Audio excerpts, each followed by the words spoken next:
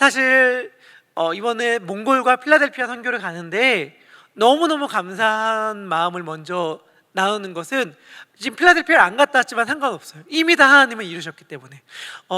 저희 몽골 팀은 작년에 갔을 때는 청산만 갔어요.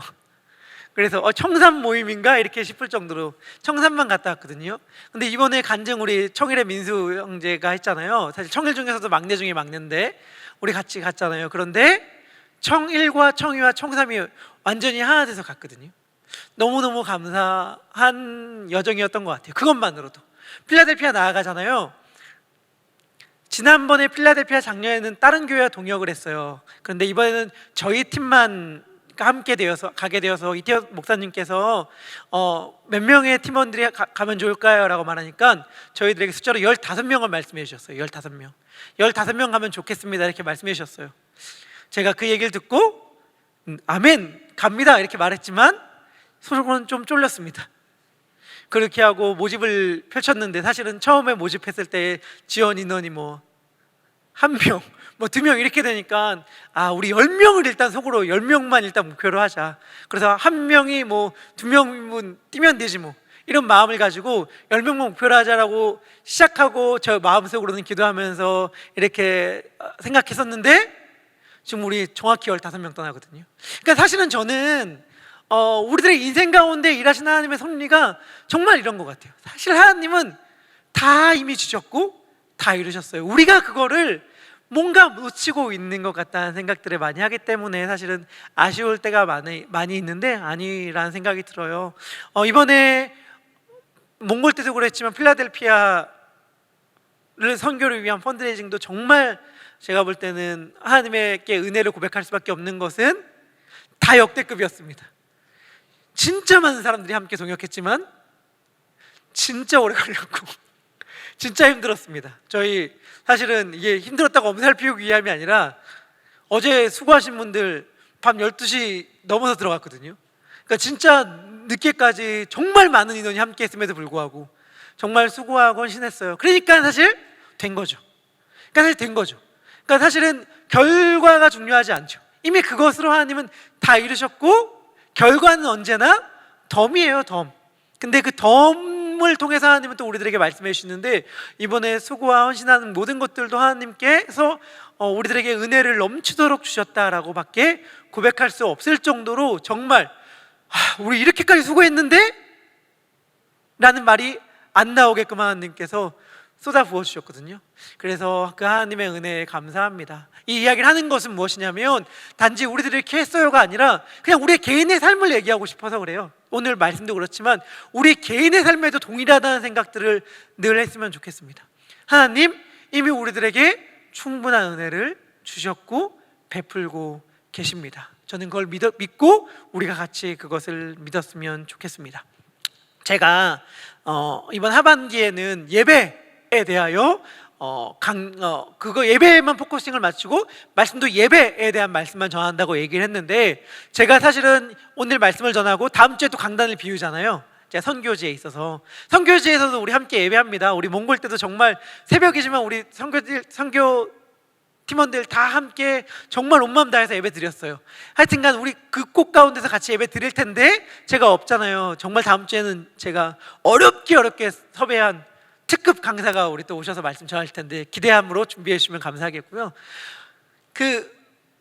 제가 없다 보니까 사실은 제가 예배에 대한 말씀을 좀 머릿속으로 이런 얘기를 했으면 좋겠다라는 생각들을 쭉쭉 하면서 좀 머릿속으로 정돈하고 있는데, 이걸 힘있게 쫙 나아갔으면 좋겠는데 오늘 말씀 전하고 다음 주에 또 약간 퐁당퐁당 하듯이 이렇게 하기 때문에 그렇기보다는 오늘은 그 예배를 준비하는 마음에 대해서 좀 말씀을 나눴으면 좋겠다. 제가 예배 시리즈 설교 제목을 말레아난이라고 지었는데, 말레아난이 무슨 뜻이라고 했냐면 가득 찬 구름이라고 했어요. 가득 찬 구름이라고 하면 제가 떠오르는 이미지 중에 하나는 이겁니다. 성전 이야기했지만 엘리야 이야기가 있어요. 엘리야 이야기가 뭐냐면 갈멜산이라는 곳에서 바알과 아세라 선지자 850명과 전투해서 이긴 다음에 3년 반 동안 가뭄이 그침을 엘리야가 깨닫고 기도하면서 비가 오기를 갈망하는데 비가 안 오는 거예요. 비구름이 오나 봐라 라고 종에게 시키는데 종이 안 와요. 그래서 엘리야가 이야기합니다. 7번 왔다 갔다 해, 이렇게 말을 해요. 그러면서 간절히 무릎 사이에 머리를 놓고 기도하거든요. 제가 성경을 읽었을 때 가장 신기한 구절 중에 하나, 그 7번을 왔다 갔다 한 그 종과 엘리야의 이야기. 왜? 여러분, 저기 비가 올지 안 올지 갔다 확인하고 알려줘 라고 말했을 때 여러분, 왜 7번 왔다 갔다 해요? 왜 7번 왔다 갔다 해요? 그냥 쭉 있다가 옵니다 하고 오면 한 번이면 끝나잖아요. 왜 7번 왔다 갔다 했을까를 제가 생각해 본다면 뭐 정확하진 않지만 거의 이럴 것 같아. 안 오니까. 무슨 말이냐면 한참 기다려도 안 와. 그러니까 와서 얘기하는 거죠. 안 오는데요. 올 거야. 올라가서 다시 봐봐. 올라갔어요. 안 와요. 내려서 얘기하는 거죠. 기미가 없습니다. 비 절대 안 와요. 이렇게 얘기하니까 7번이나 왔다 갔다 했지, 그게 아니면 그냥 와 있다가 굶습니다 하고 말했겠죠. 그러니까 무슨 말을 제가 드리고 싶냐면, 정말 안 올 것 같단 말이죠. 정말 안 올 것 같았단 말이죠. 정말 비가 안 올 것 같았단 말이죠. 정말 가뭄이 여전히 지속될 것 같았단 말이죠. 그런데 7번 왔다 갔다 하니까 뭐가 보였냐면 손바닥만한 구름이 보인단 말이에요. 손바닥만한 구름이 저기서 오고 있다는 얘기를 들으니까 엘리야가 큰 비 소식이 있을 거라고 얘기하고 이제 아하방에 가서 이야기하는 장면이 열왕기상에 나오거든요. 저는 사모합니다. 뭘 사모하냐면, 이제 올해 남은 모든 시간들 가운데에 우리의 예배 가운데 하나님께서 가득 찬 영광의 구름을 몰고 올 그날을 사모하고 기도합니다. 안 올 것 같다, 안 될 것 같다, 그냥 우리 뭐 무슨 변화가 있겠는가 라고 생각할지 모르는 그것들을 뚫고 우리 가운데 가득 찬 구름이 임할 거예요. 여러분, 그때에 건방지지만 이건 주님께서 주신 마음이기 때문에 제가 감히 나누자면, 그때의 제 말을 기억해 주시면 감사하겠습니다. 그때 목사님이 말한 그게 이거였구나, 그 예배의 영광이 가득한 구름이 이거였구나라는 고백들을 했으면 좋겠어요. 왜냐하면 저는 이미 그 구름 속에 살고 있거든요. 저는 늘 꿈을 꾸는 것 같이 사역한다고 종종 얘기하는데 정말 그래요. 코비드를 지난 다음에 이미 하나님께서 우리 가운데 위대한 놀라운 하나님의 영광을 보여주셨고, 저는 이미 그 영광의 구름 안에서 예배한다고 늘 생각하고 있거든요. 근데 하나님께서 그것도 우리 모두가 다 가시적으로 고백하고 느낄 수밖에 없을 방식으로 일할 것임을 제가 믿고 하나님께 주신 마음으로 알고 나눕니다. 우리 그 예배를 같이 사모하면서 오늘은 그 영광의 구름을 기다리고 준비하면서 우리가 큐티하는 잠언의 말씀을 좀 함께 나눠봤으면 좋겠습니다. 제가 이미 기회가 될 때마다 너무 많이 말씀을 드렸기 때문에 대부분의 저의 설교를 기억하시는 분들은 제가 지금부터 할 말들, 아니면 오늘 설교의 내용들을 이미 예측하거나 알고 있을 수도 있어요. 하지만 제가 늘 그냥 단편적으로만 말하고 한번 제대로 설명한 적이 없었기 때문에 오늘은 좀 제대로 한번 설명을 해보려고 합니다. 그게 뭐냐? 잠언이 말하는 바입니다. 제가 신학교에 들어가서 공부를 3년 동안 하면서 수업들을 들었습니다. 그리고 수업에서 예배들을 드렸어요. 물론 예배는 은혜로운 예배들이 많았지만 수업은 다르잖아요, 여러분. 수업은, 예배는 은혜 받지만 수업에서 은혜 받기는 쉽지 않습니다. 아무리 신학교 수업이라 하더라도. 물론 여기서 지금 학교 다니고 있는 전도사님, 시전전도사님, 병지전도사님 날마다 은혜 받고 있다는 것 아는데, 그렇지만 수업에서 은혜 받기 쉽지 않아요. 수업에서 은혜 받기. 근데 제가 3년 수업을 다니면서 수업 하다가 그 강의의 내용이 감동이 되어서 정말 눈물이 이렇게 쏟아진 적이 있거든요. 정말 양눈에서 눈물이 막 쏟아진 적이 있는데, 그 내용이 잠언에 대한 수업이었어요. 잠언을 전공하신 교수님께서 잠언 1장부터 31장의 내용을 한 문장으로 요약하면 이렇습니다라고 하면서 굉장히 덤덤하게 그냥 수업의 내용을 진행해 나가면서 그 내용을 요약해서 말씀해 주셨는데, 그 말이 저의 마음에 완전히 꽂혔고 눈물이 그냥 흘러내렸어요. 그리고 그 다음부터는 저는 성경책을 새로 구입할 때마다 성경책 맨 앞에 그 문장을 적곤 합니다. 그 문장이 무엇이냐? 그 문장이 이거예요. 그 문장이 뭐냐면, 지혜를 찾으면 음료를 만날 것이요, 하나님을 찾으면 지혜를 만날 것이다. 제가 이런 거 자주 안 하는 거 아시기 때문에 제가 감히 부탁하면 우리 한번 이거 읽었으면 좋겠습니다. 같이 한번 읽어볼까요? 시작. 지혜를 찾으면 음료를 만날 것이요, 하나님을 찾으면 지혜를 만날 것이다. 아멘. 왜 안 우십니까? 저는 이 문장을 듣자마자 그냥 울었는데 여러분들 이 문장을 들었는데 왜 울었는지도 모르고 관심도 크게 없다 이런 생각들을 많이 하실 것 같은데, 저는 특별한 설명 없이 그냥 이 문장만 들었는데 눈물이 나더라고요. 그냥 이 문장이 내 마음의 방황과 내 마음의 어두움과 내 마음의 혼돈스러움에 대한 정답처럼 빛처럼 계시처럼 임했기 때문이에요. 순간 헤매이던 내 영혼 가운데에서 이 문장이 저에게 그렇게 말하는 것처럼 느껴졌어요. 네가 지금 헤매는 이유가 바로 여기에 있어. 네가 지금 힘들어하는 이유가 바로 여기에 있어. 네가 지금 마음이 우울하고 고달픈 이유가 바로 여기에 있어 라고 정답을 딱 알려주는 문장이었기 때문에 이 문장을 받자마자 맞아, 이거였지 하면서 눈물을 흘렸거든요.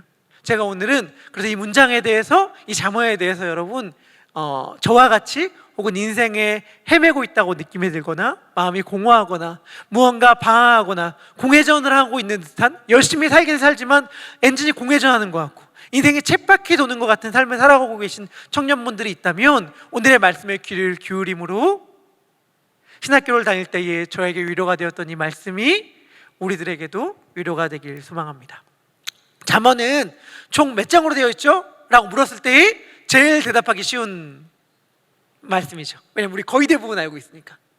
하루에 한 잔씩 한 달을 읽으면 된다 라고 말을 해서 어릴 적 신앙생활을 하는 사람들 가운데에서 잠언을 하루에 한 장씩 읽어보신 분들 혹시 계십니까? 저는 그런 적이 없는데, 사실 제가 이것도 환상이라는 거 알았어. 사실 없더라고. 거의 없어, 제가 볼 땐. 그럼 말들은 어디서 많이 들어왔는데 이걸 꾸준히 한 장씩 하루에 읽어본 사람들은 제가 거의 없다는 사실을 나중에 나이 들어서 알게 되었습니다. 나만 안 읽은 건 아니구나. 대신에 여러분들 큐티 많이 하시면 우리 잠언하고 있으니까 잠언의 말씀들을 읽을 수 있을 것입니다. 여하튼간 1장부터 31장까지 있는데 세 부분으로 구성되어 있어요. 어떻게 세 부분으로 구성되어 있냐면 1장부터 9장은 서론, 10장부터 29장은 본론, 30장부터 31장은 결론으로 되어 있습니다. 잠언은 이렇게 크게 세 부분으로 나눠져 있는데 본론 부분에 대한 말씀을 먼저 한다면, 본론 부분은 뭐냐? 속담 모음집, 격언 모음집 같은 거예요. 예를 들면 잠언 22장 6절의 말씀입니다. 우리 잠언 22장 6절의 말씀 우리 같이 읽도록 할까요? 잠언 22장 6절입니다. 시작.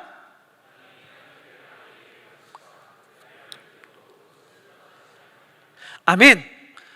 이거 뭐 어려워 보이고 뭔가 있어 보이는 말처럼 느껴질지 모르겠지만 간단히 표현하면 뭐냐면 3살 버릇 80까지 간다요. 제이슨 이덕담을 알고 있어요. 미국에 온 지 오래.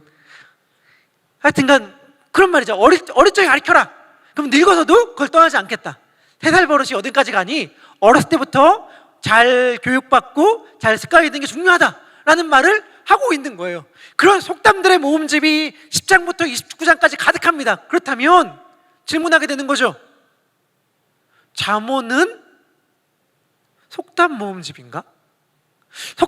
속담이라는 게 뭐예요? 삶의 여러 가지 지혜들을 딱 단순하게 한 문장으로 간추린 거잖아요. 그래서 우리들에게 굉장히 도움이 되는 지혜를 주는 말씀들이 속담인 거잖아요. 가는 말이 고와야 오는 말이 곱다. 말 한마디에 청량빛을 갚는다. 뭐 이런 말들 우리에게 되게 교훈이 되잖아요. 말조심을 해야겠다 라고 한다든지 우리들에게 많은 가르침을 주는 것인데, 이걸 우리는 뭐라고 얘기하냐면 지혜라고 말하죠. 지혜. 그렇죠? 그리고 우리는 지혜로운 자가 되라고 끊임없이 이야기를 듣습니다. 우리가 듣는 말 중에 하나도 칭찬으로 느껴지지 않는 말은 뭐냐면, 너 지식은 많은 것 같은데 지혜는 없는 것 같아 라고 말을 들었을 때 나 지식 많아서 많은 거 칭찬해서 고마워 라고 생각하는 사람 아무도 없잖아요. 이건 사실 우리들에게 어찌 보면 욕이죠. 너무 헛똑똑이야 이런 말이니까. 그래서 우리는 지혜로워야 돼 라는 이야기를 많이 듣는데, 지혜가 뭐냐? 라고 하면 지혜는 이거잖아요. 우리 쉽게 얘기하면 삶의 스킬 같은 거. 삶의 스킬. 좀 더 세상적으로 말하면 1을 투자하고 열을 버는 방식들. 똑같이 노력했는데 나만 좀 더 이득을 보게 하는 방식이라 최소 효율로 최대 투자를 뽑아내는 방식들을 세상에서 흔히 지혜라고 말하잖아요. 그리고 우리가 젊은 나이에 요즘 자주 듣는 말들은 뭐죠? 돈 받는 만큼만 일해. 야, 나중에 어차피 다 수고해도 너한테 돌아오는 거 아니니까 진짜 아르바이트를 해도 야, 딱 돈 받는 만큼만 일해라. 이런 말들 요즘에 되게 많이 듣는 말들. 이게 우리는 뭐라고 이해하냐면 지혜로운 말로, 지혜로운 조언들로 우리는 듣죠. 근데 제가 질문하고 싶은 건 뭐냐면, 잠언의 말씀들이 이런 지혜로운 속담 격언집에, 속담 모음집에 불과할까? 라고 하는 거예요. 만약 그렇다면 이건 세상의 가르침과 세상의 지혜와 세상에서 말하는 것과 다름이 없겠죠. 근데 하나님이, 여러분, 하나님이 우리들에게 말하고 싶은 게 1을 투자해서 10을 버는 비법이겠습니까? 하나님이 우리들에게 가르쳐주고 싶은 게, 야, 요령 피워. 네 요령껏 해도 내가 절대 손에 안 나게 하는 법 알려줄게. 야, 받아 적어 하면서 노트 펼쳐 라고 말하는 분이 하나님이 아니라고 하는 것은 분명하잖아요. 하나님은 그 정도의 차원을 우리들에게 얘기하고 싶어 하지 않잖아요. 안타까운 것은 우리는 그 정도의 차원을 하나님께 바라긴 하지만 하나님은 그 정도를 우리들에게 알려주고 싶어 하지 않아요. 그렇기 때문에 잠언은 그걸 얘기하고 싶은 게 아니에요. 그럼 뭘 얘기하고 싶은 건데? 라고 할 때 잠언이 이야기하는 바는 이거예요. 1장부터 9장까지의 말씀으로 안경을 만들어라. 1장부터 9장까지의 말씀이 뭐냐면 10장부터 29장의 말씀을 어떻게 봐야 하는지를 알려주는 내용이에요. 만약 1장부터 9장 없이 10장부터 29장까지를 본다면 세상의 속담 모음집과 똑같을 거예요. 하지만 세상의 속담 모음집과 다르게 보는 방법은 뭐냐면 1장부터 9장의 말씀으로 렌즈, 안경을 만드는 것입니다. 1장부터 9장의 내용이 뭔데? 라고 말한다면 한마디로 요약하면 이거예요. 사실 1장부터 6장의 말씀이기도 한데 1장부터 6장의 말씀은 아버지가 아들에게 주는 교훈이고 7장부터는 그 아들이 그 교훈을 따라서 교훈을 받은 아들이 어떻게 살아가는가에 대한 내용인데, 잠언은 아버지가 아들에게 주는 훈계로 되어 있거든요. 근데 1장부터 6장까지 아버지가 아들에게 하는 훈계, 교훈의 말은 뭐냐? 여러분들 진짜 잘 들어야 되는데, 잘 들어야 되는데, 아버지가 아들에게 말하는 핵심의 말은 뭐냐면, 아들아, 결혼을 잘해야 한다 예요. 아들아, 결혼을 잘해야 한다. 여자를 잘 만나야 한다. 네가 그렇게 살 수 있는 것은 여자를 잘 만났기 때문이다 라고 말할 수 있는, 결혼한 분들은 말할 수 있을 텐데, 여하튼간 아들아, 결혼을 잘해야 한다 라고 말하는 거예요. 그게 아버지가 아들에게 하는 굉장히 핵심적인 조언입니다. 1장부터 6장까지. 그러면서 이렇게 아버지가 이야기합니다. 너 아무 여자나 만나면 안 된다. 아무 여자나 만나지 말고 지혜로운 여인을 만나야 한다, 이렇게 말을 합니다. 지혜로운 여인. 근데 이미 다 느꼈겠지만 잠언에서 아버지가 아들에게 결혼을 잘 해야 한다, 특별히 딱 결혼 상대방을 지정해 주거든요. 이 여자 만나서 결혼해야 돼 라고 딱 지정해 주는데, 그 여자가 누구냐면 지혜로운 여자예요.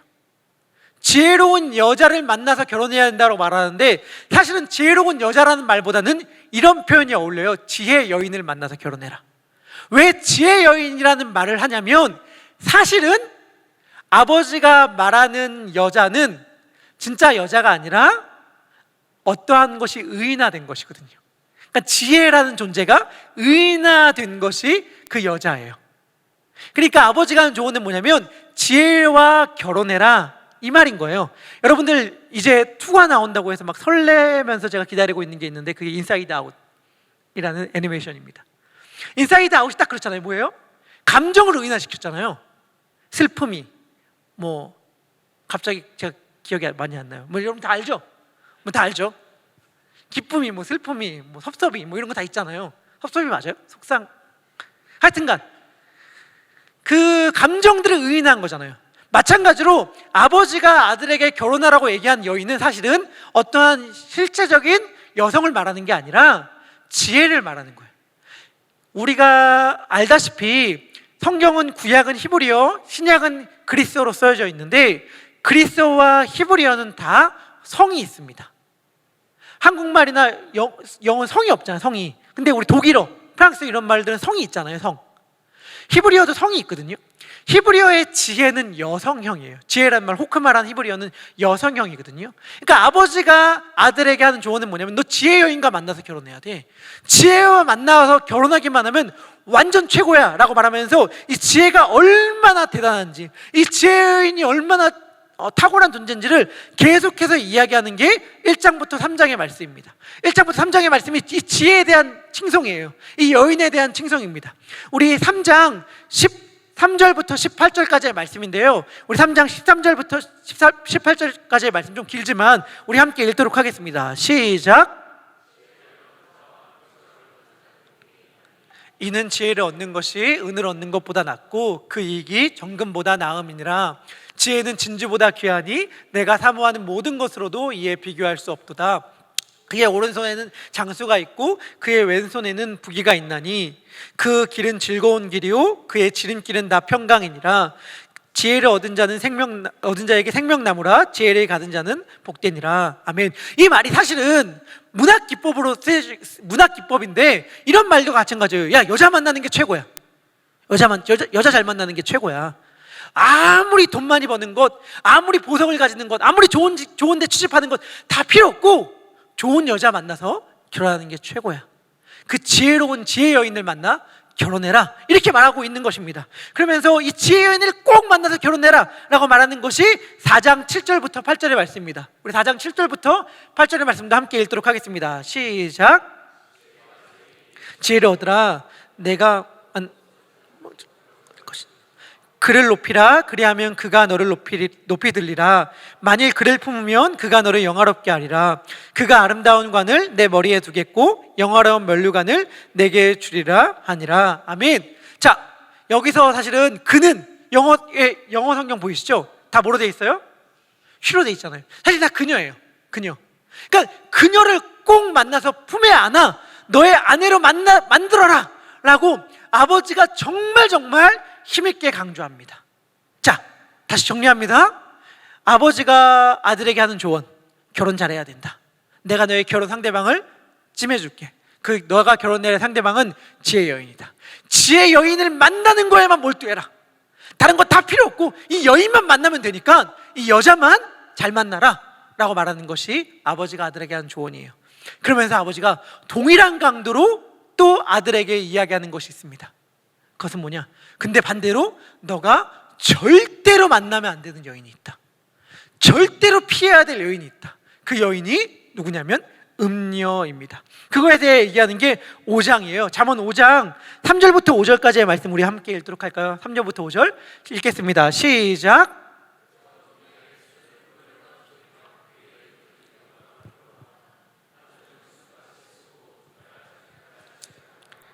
아멘. 이 음녀는 누구냐면 이 아들을 유혹해서 넘어뜨려서 결국엔 그 생명을 파멸하게 하는 자가 음녀예요.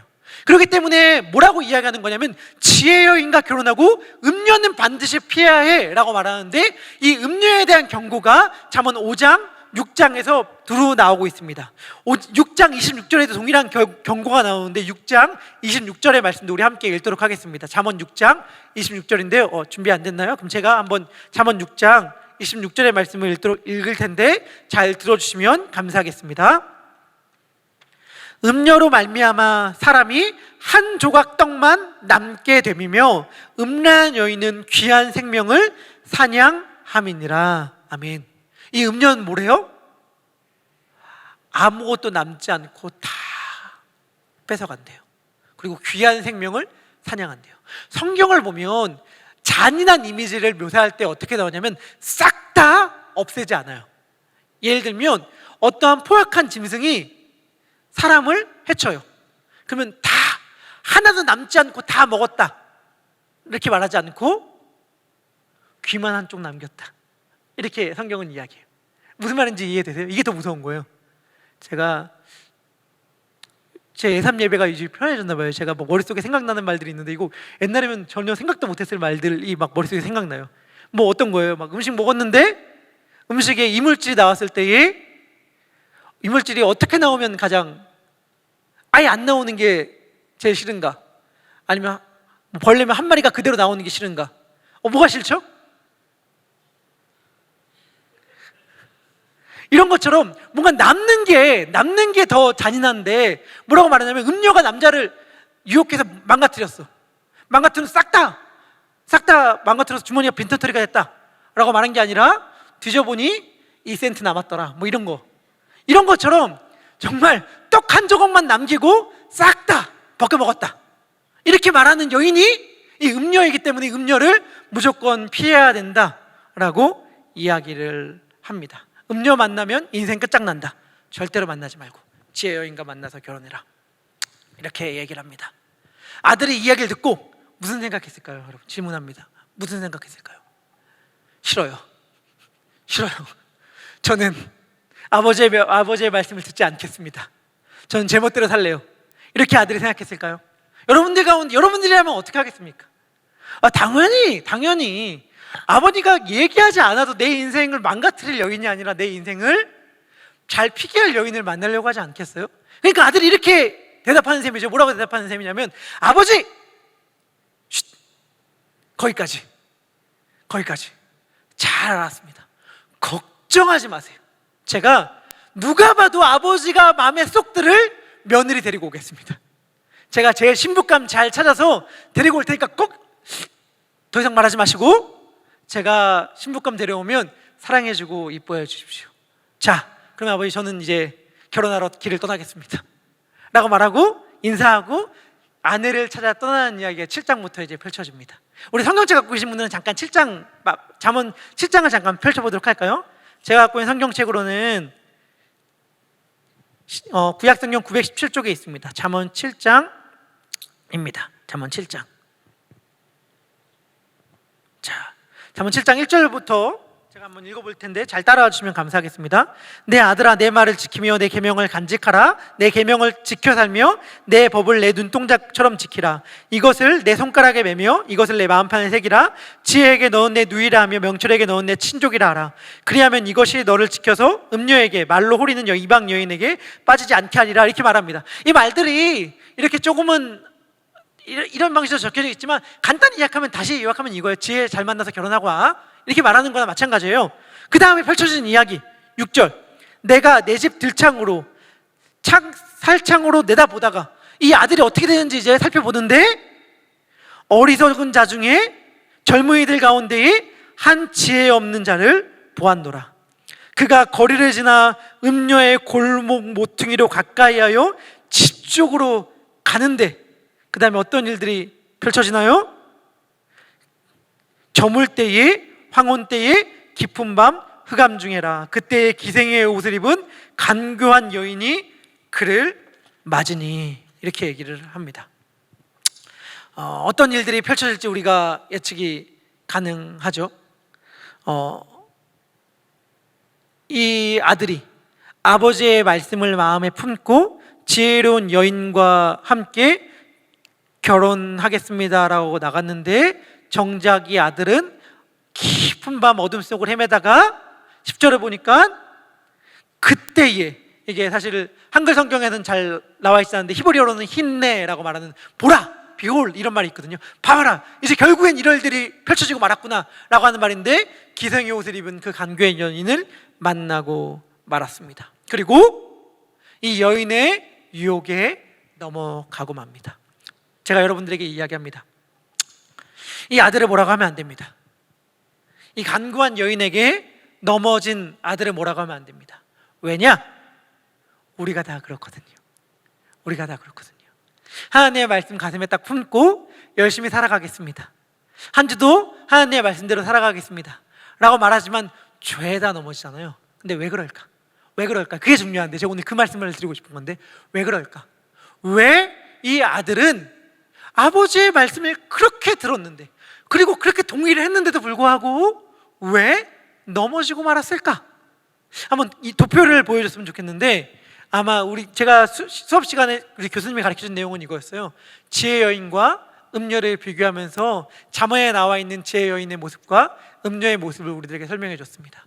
사는 곳은 이렇고, 준비하는 음식은 이렇고, 초대하는 손님은 이렇고, 초청 방법은 이렇고, 성격은 이렇다, 이렇게 비교해 주셨습니다. 무슨 말을 제가 드리고 싶냐면, 지혜 여인과 음녀가 구분이 안 되는 거예요. 우리는 구분할 수 있을 것 같아요. 우리의 지혜를 가지면 뭐가 정답인지 우리는 파악할 수 있을 것 같아. 이게 맞지, 이렇게 해야 돼 라고 생각하면서 그 길을 가요. 그런데 알고 보니 음녀라. 근데 그게 음녀인 줄 알고 가는 사람은 아무것도 없어. 아무도 없어요. 그건 다 지혜의 여인인 줄 알고 가는 거예요. 왜냐하면 우리가 볼 때는 누가 봐도 지혜의 여인이거든요. 누가 봐도 우리들에게 생명을 보장해 주는 길인 것처럼 보이거든요. 누가 봐도 이 길이야 라고 느껴진단 말이죠. 여러분들, 반드시 잊지 말고 명심해야 될 것은 무엇이냐면, 결국엔 사람을 사망으로 빠뜨렸던 선악을 알게 한 나무는 우리들에게 생명을 주는 것처럼 달콤해 보였고, 그 열매를 묘사하는 방식이 보암직스럽고 먹음직스럽고 지혜롭게 할 만큼 탐스러웠다, 이렇게 얘기하거든요. 그러니까 사실은 선악과는 딱 보는 순간 이건 절대 가면 안 되는 길, 이건 절대 가면 망하는 길처럼 우리들에게 다가오지 않아요. 우리들에게 다가오는 건 뭐냐면 늘 이게 정답이야. 와, 이건 놓치면 안 돼. 와, 이 길은 진짜 맞는 길 같아 라고 하면서 우리들을 유혹하고 우리들에게 손짓해요. 그래서 우리는 다 넘어지고 맙니다. 그러니까 교수님이 그 말씀을 하신 거예요. 지혜를 찾으면 결국엔 음녀를 만나고 말 것이다. 그 말의 의미가 뭐예요? 이건 나에게 성공을 가져다 줄 것 같아. 이건 나에게 위로를 가져다 줄 것 같아. 이건 정답인 것 같아. 이건 맞는 것 같아. 이 길은 진짜로 진짜 빼박이야. 이거는 정말 내가 이 길을 갈 수밖에 없어. 이렇게 말하는 길을 가려고 하는 그 순간 우리는 음녀를 만나 넘어지고 말 것이다. 근데 반대로 하나님을 찾으면 지혜를 결국엔 만나고 말 것이다. 다시 말한다면 행복, 성공, 위로, 성취가 목적으로 살아가는 것이 아니라 하나님을 목적으로 살아간다면 그것들은 우리들에게 찾아올 것이다. 그러나 그것들을 목적으로 살아가는 순간 우리는 다 놓치고 말 것이다 하는 것이 잠언이 우리들에게 들려주는 이야기라는 것이죠. 잠언 8장을 보면 지혜의 자기 계시라고 하는 것이 나옵니다. 지혜가 스스로가 나 이런 사람이야 라고 하고 노래하는 거거든요. 여러분들, 자기소개를 할 기회가 우리들에게 종종 주어지잖아요. 여러분들은 어떻게 자기소개를 합니까? 저는 어느 순간 자기소개를 조금 멋있게 하고 싶다는 생각이 들어서 어떻게 하면 좀 자기소개를 멋있게 할 수 있을까 라고 고민을 하다가, 멋있진 않지만 그냥 제 딴에는 세 단어로 날 정의하면 좋겠다 라고 해서 어느 순간 사람들한테 세 단어로 제가 저를 이렇게 정의한 적이 있어요. 뭐라고 정의했냐면 갑자기 말을 하니까 저는 달을 사랑하고 시를 사랑하고 예수님을 사랑하는 강문구입니다. 이렇게 저는 저를 표현하곤 했거든요. 그게 저를 정체성을 저를 정의한다고 느꼈어요. 저는 사실은 달이라는 존재가 너무 좋아 천문학자가 되고 싶었거든요. 지금도 밤하늘에 달만 보면서 10분, 15분까지는 달만 보면서 버티는 게 가능한 사람이 저랍니다.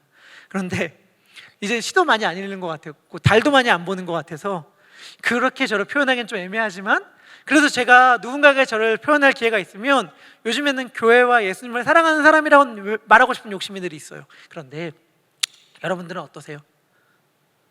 여러분들은 어떻게 표현하고 여러분들에 대해 자기 선언을 어떻게 하고 싶으세요? 지혜는 자기 선언을 하거든요. 근데 지혜의 자기 선언의 절정은 뭐냐면, 한마디로 요약하면 이거예요. 8장에 보면 지혜가 자기 선언을 하는데, 지혜가 나 이런 존재야 라고 말하는데, 지혜의 자기 선언의 절정이 뭐냐면 나는 하나님과 관련있는 존재야 라고 말하는 게 지혜의 자기 선언입니다. 그러니까 지혜가 단지 나는 나를 붙잡잖아 성공해, 나를 붙잡잖아 이득 봐, 나를 붙잡잖아 손해보진 않아, 이게 지혜가 아니고요. 지혜가 목소리를 높여 외치는 건 뭐냐면 나는 하나님과 관련 있는 존재야, 나는 하나님과 관계 맺는 존재야 라고 말하는 게 지혜의 자기 선언의 절정이에요. 그러면서 잠언이 우리들에게 딱 하는 렌즈를 마지막으로 완성품을 딱 주면서 이 렌즈를 이제 끼고 앞으로 너의 일상생활 가운데서 지혜로운 속담들을 꼭 이 렌즈를 끼고 봐 라고 하면서 말하는 것이 무엇이냐면 잠언 9장 10절의 말씀입니다. 우리 잠언 9장 10절의 말씀 우리 같이 큰 목소리를 읽었으면 좋겠습니다. 읽겠습니다. 시작.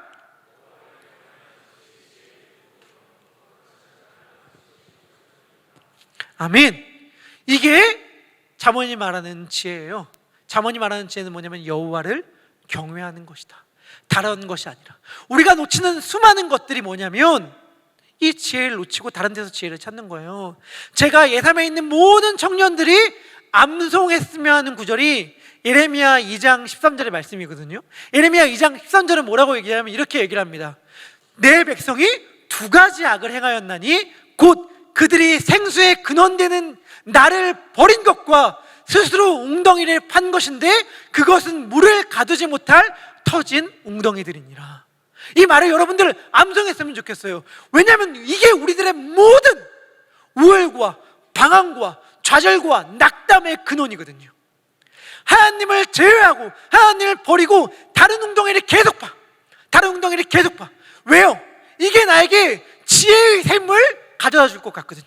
지혜의 물을 가져다 줄 것 같거든요. 이 우물을 파면 이길 만큼은 나에게 보장해 줄 것 같다고 생각해서 그 우물을 계속 파요. 그런데 예레미야는 뭐라고 얘기하냐면 그거는 물을 가두지 못할 터진 웅덩이야.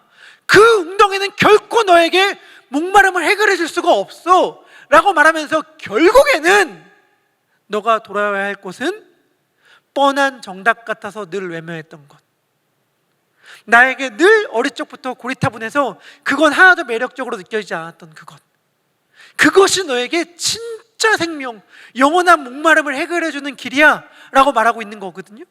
잠언이 말하는 지혜, 우리 어렸을 때부터 그렇게 들었던 것, 여호와를 경외하는 것이 지식, 지혜의 근본이라는 그 말, 우리 정말 잠언 1장부터 31장까지 매일 하루에 한 장씩은 안 읽었다 하더라도 다 외우고 있는 여호와를 경외하는 것이 지혜의 근본이라는 그 말이 우리에게 하나도 매력적으로 들리지 않는데, 사실은 우리의 삶이 이토록 무능력하다면 그 이유가 이 말을 잊어버렸기 때문이다 라고 성경은 이야기하고 있는 거예요. 여러분, 어디서 지혜를 찾겠습니까? 어디서 우리가 진정한 위로와 행복과 평안을 얻을 수 있겠습니까? 그 길은 하나밖에 없다고 잠언은 이야기하는 거예요. 지혜. 그런데 지혜가 뭐예요? 여호와를 경외하는 것. 그래서 잠언은 똑같이 또 이런 말도 해요. 여호와 경외와 결혼해라. 여호와 경외와 결혼해라. 신기하게 경외라는 히브리어도 여성형이거든요. 그러니까 지혜의 또 다른 이름이죠. 여호와를 경외하는 여호와 경외라는 여인과 결혼한 남자의 삶은 어떨 것인가를 이야기하면서 잠언은 마무리합니다. 그게 잠언 31장이에요. 여러분, 제가 계속해서 이 여인과 결혼한 남자의 삶, 이 여인과 결혼해라 라고 말한다고 해서 다 아시죠? 이 남자들만 대상으로 얘기하고 있지 않다는 것. 지혜와 결혼해라, 여호와 경외라 결혼해라 라는 말이기 때문에 우리 모든 여성 자매분들에게도 동일하게 해당되는 말이에요. 이것들을 놓치기 때문에 우리들의 삶 가운데에 늘 아쉬움이 찾아오는 겁니다, 여러분. 자, 일단 먼저 이 여호와 경외와 결혼하는 삶은 어떻게 될 것인가? 우리 잠언 31장 마지막 장인데요, 31장 잠깐 펼쳐볼까요? 우리 제가 갖고 있는 구약 성경으로는 947쪽에 있습니다. 잠언 31장 10절부터 31절까지 말씀입니다.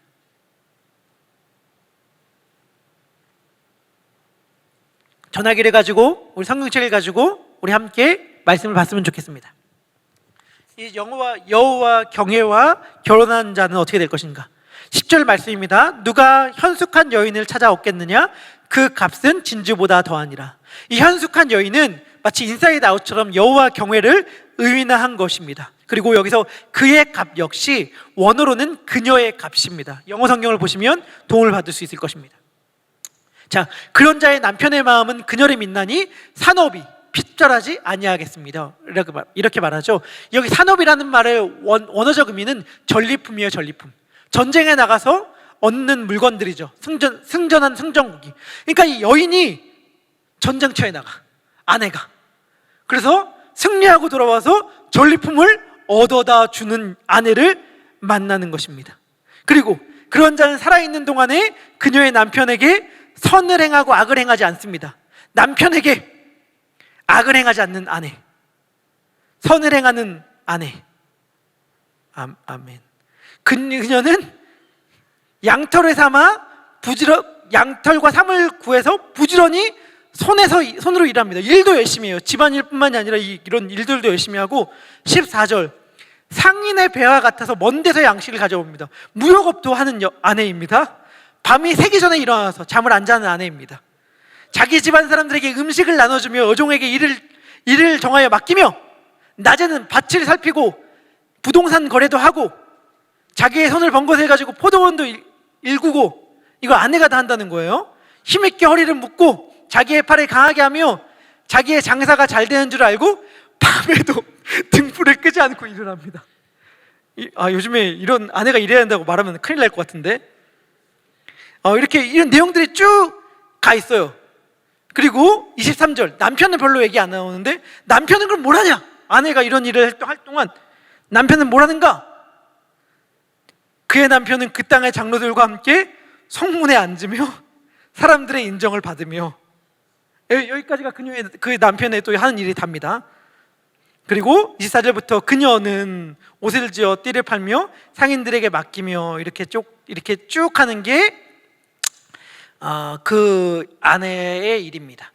그리고 이 아내를 잘 만난 사람은 성문에 앉아서 사람들에게 인정과 존경을 받습니다. 아멘.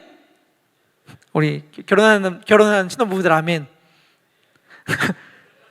근데 이게 사실은 말하는 바가 그거라고 얘기했잖아요. 뭐냐면 이게 아내 잘 만나자 이게 아니라 여호와 경외와 결혼하는 삶에 대하여 이야기하는 거라고 얘기했잖아요. 제가 드리고 싶은 말씀은 이거예요. 뭐냐면 이게 제가 요즘에 얘기하고 싶은 바이구나. 제가 예배 강조한다고 했잖아요. 예배, 제가 말씀드렸죠. 예배가 삶을 지키고 보호한다. 삶과 정말 관련 하나도 없을 것 같은 예배가, 우리가 세상에서 잘 살려고 하면 어떻게 돼야 돼요?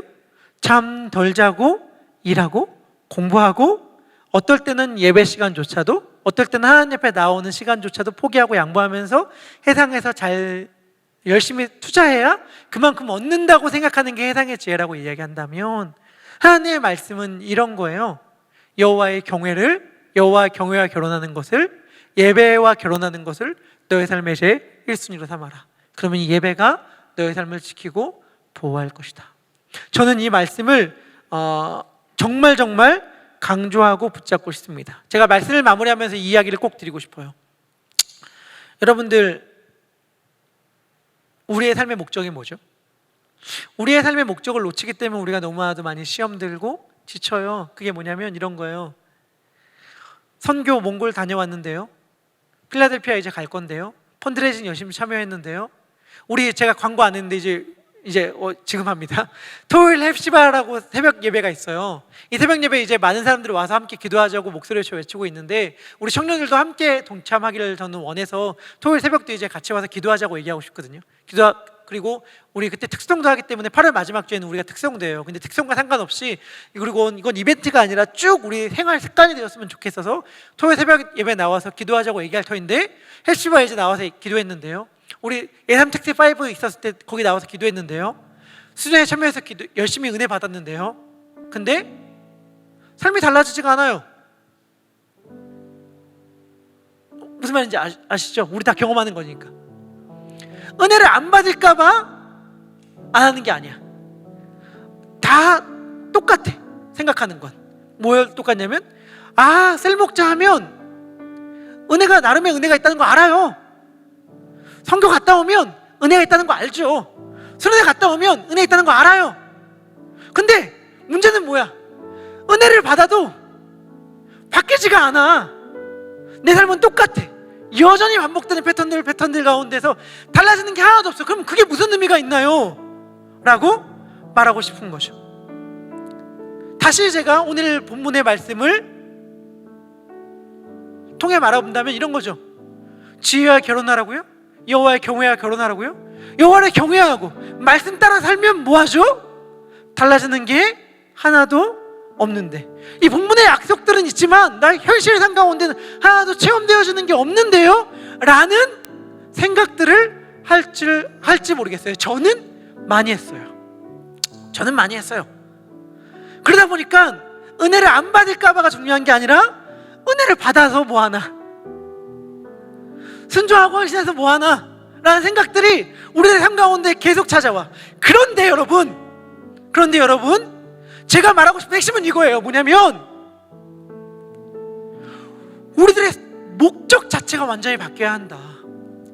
목적 자체가, 그게 목적이에요. 여러분, 그게 목적이야. 예배가 목적이야. 무슨 말이냐면, 예배 드림으로 내 삶에 뭔가 바뀌기를 원하는 게 아니라, 예배가 드리는 게 목적이 되어야 해요.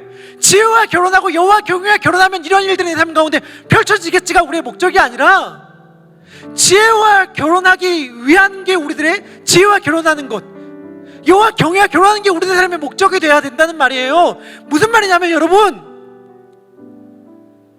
이제 수많은 사람들 연애하고 결혼 앞두고 있잖아요.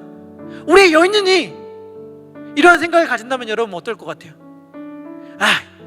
나 저 친구, 저 남자 만나가지고, 저 여자 만나가지고 쏙 빼먹어야지, 이러한 목적을 가지고 연애를 시작하고 결혼을 시작한다면 여러분들, 그리고 내가 그걸 알게 되었다면 여전히 그 사람을 사랑합니까? 여전히 그 사랑을 품어줄 수 있습니까? 아니죠. 아니죠. 진짜 사랑은 뭐예요? 그 사람이 목적이어서 뺏어 먹는 게 아니라 줌으로 그 사람과 함께 하기 위해 내 것들을 다 뿌리고 헌신하고 희생하는 게 사랑이잖아. 무슨 말이냐면, 예배드리면 뭐가 우리들에게 주어질까가 중요한 게 아니라 그 뭐를 다 써먹어서 예배를 드리게 만들어야 되는 거죠. 우리들의 모든 걸 걸고 우리가 해야 될 건 뭐냐면 여호와 경외와 결혼하는 것입니다. 여호와 경외와 결혼함으로 우리들에게 이런 것들이 찾아오겠지 라고 한다면 우리는 또 음료의 트랩에 걸려 넘어지고 말 거예요. 여호와 경외와 결혼하면 나에게 이러한 삶이 찾아오지 않을까? 라고 생각한다면 우리는 또 그 트랩에 걸려 넘어지고 말 것이에요.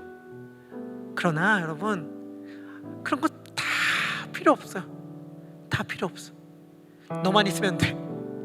우리 결혼할 때 많이 하는 말들, 너만 있으면 돼, 다 괜찮아, 너만 있으면 돼 라는 말을 하나님의 허락한 말씀에 비추어 여호와 경외와 할 수 있다면, 하나님 한 분이면 만족합니다 라는 말씀을 우리가 주께 드릴 수 있다면 우리는 다 경험하게 될 것입니다. 우리 일상 가운데에 하나님께서 우리들을 지키고 보호하신다는 경험을, 하나님 한 분이면 완벽하게 충분합니다라는 말을 온만 나의 진심으로 하는 주의 청년들에게 하나님이 뭐를 아까워하시겠습니까? 뭐를 아까워하시겠습니까? 우리 이 말 품고 세상에 나아갔으면 좋겠습니다. 이 마음 가지고 필라델피아로 나아갔으면 좋겠고요, 이 말씀 가지고 우리들의 직장으로, 우리들의 삶의 터전으로 나아갔으면 좋겠습니다. 그럴 때에 우리들의 삶 가운데에 우리의 예상을 뛰어넘는 참치의 진정한 생명을 얻게 될 것입니다. 여러분 명심하십시오. 지혜를 찾으면 음료를 만날 것입니다.